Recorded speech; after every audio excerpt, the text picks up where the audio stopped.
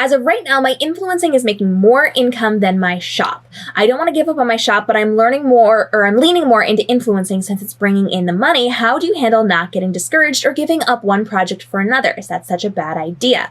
So when it comes to this, it is not a bad idea to give up one thing that isn't working if you do not have the passion for it.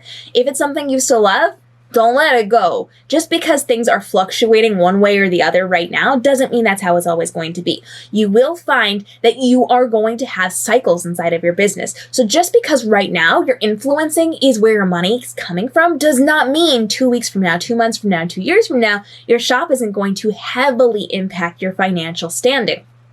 I go through cycles with my own business. Sometimes it's my influencing that makes me a lot of money. Sometimes it's my novels that makes me a lot of money. Sometimes it's my coaching and my courses and all of my speaking gigs that make me all the money.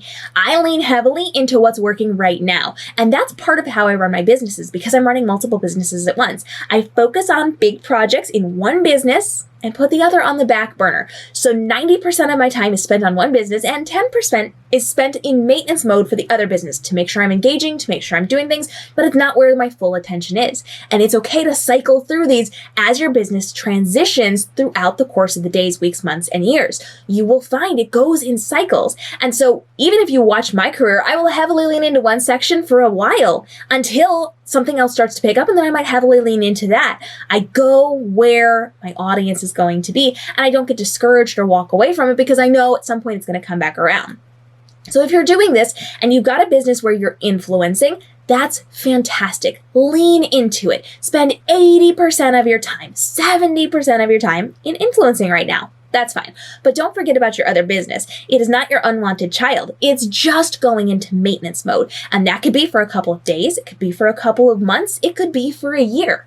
That's fine. Keep it there, keep working on it, and give 30% of your time and your social media presence to that business. Don't let it go. Don't let it go by the wayside. Make sure it's still relevant to people, but understand it doesn't have to be where your full attention is. It's okay to put it on the back burner for now. It's a project you can bring back to the forefront later on, especially when things are cycling around. If, however, you want to raise up a business that seems to be falling by the wayside a little bit, you need to change how you're doing your marketing. You need to market better. So if you are doing something with a shop with physical products, now especially as we're getting into the holiday season, you need to be leaning into how people can give this as gifts for the holidays. You need to be helping them with how they can handle their shopping needs. Save them time, save them effort, save them brain cells, make it easy for them to buy from your shop. Now you are also going to be doing your influencing. Your influencing is also marketing. So use your influencing to market your shop. Treat it just like any other brand deal or sponsorship. Pretend your candle business is hiring you to influence for it. What would you do? How would you create content for that? How would you frame that to your audience? If you go into it with that mindset, you can take your own products and services and market them in a way that's going to speak to your audience. So treat it like a separate business hiring you as an entity to create content on its behalf. You don't have to do it all the time for your business, but use that as part of what you're doing in your influencer life, which can also then show how your influencer life works with your audience. You can use that as stats. So it's okay to step back from things, to put things on the back burner, and to know that things go in cycles. If you're finding that your products and services aren't resonating with your audience, it's time to switch how you're doing things. Create different products, things that people are actually asking for or looking for right now, or can use in a different way. You have to understand your marketing needs to change. Just because you create this doesn't mean people want it. But if you create this and then brand it as something different, you're giving us a different way to use it in our lives. Now all of a sudden you might see that shoot right up.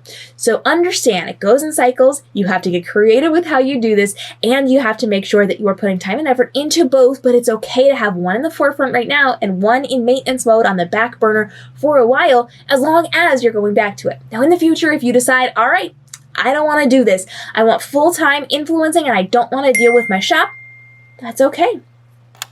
You can do going out of business sale. You can do gifts for people. You can do all sorts of things to end with the quantities that you already have and you can move forward from there. But that's totally a personal decision depending on what you want to do and how you want to do it. The entire goal here is to focus on what's working well for you right now, what makes you happy, and making sure that you don't let things go that you really do love.